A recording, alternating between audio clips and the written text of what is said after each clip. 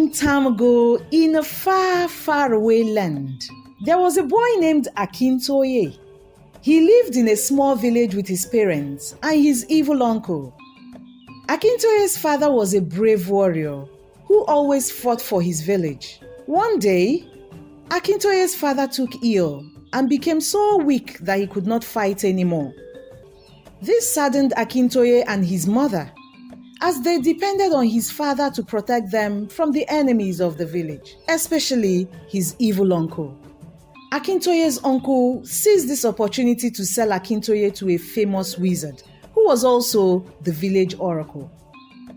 The oracle had become too powerful that he became a wizard, using his powers for evil deeds. There was nothing the villagers could do about it.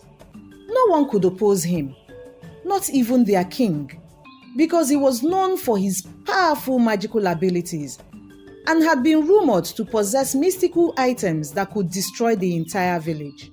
Akintoye's uncle was promised protection and magical potions in return for selling Akintoye. Akintoye's mother was devastated when her son was sold, but there was absolutely nothing she could do about it. There was no one to help her. She could only cry while watching helplessly as her son was taken away by her husband's brother. Upon arriving at the wizard's cave, Akintoye became the wizard's slave boy.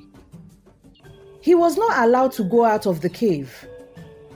It was a big cave with lots of space inside and a spellbound garden that contained herbs of different shapes, sizes, and colors.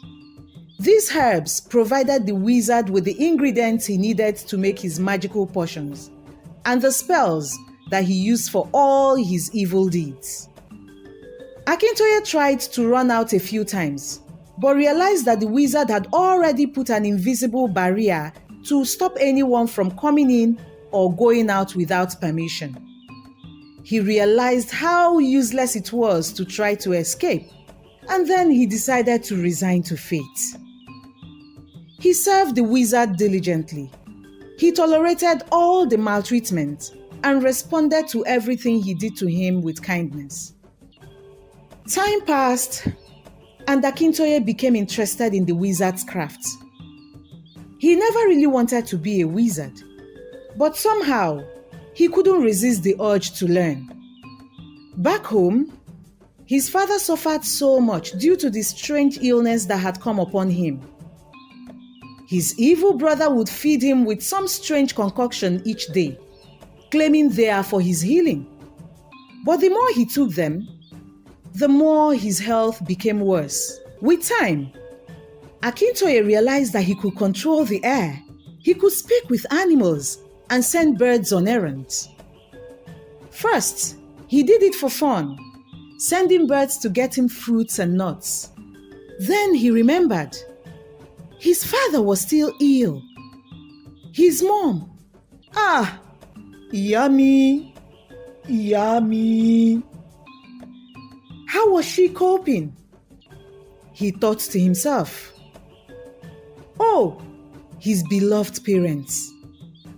And he began to cry. He was so unhappy that day. And coincidentally, the wizard had gone out and his animal friends came to visit. "We will help you! We will help you!" offered the birds. "What would you have us do for you?" they asked. Akintoye was so happy. He suddenly had an idea.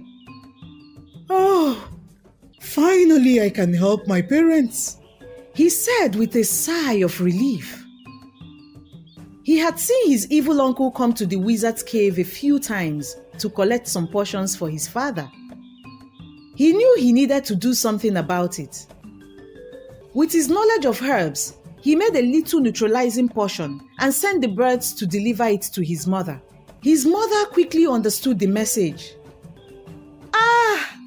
Ọmọ mi ṣì wà láyé. Mo dúpẹ́ o.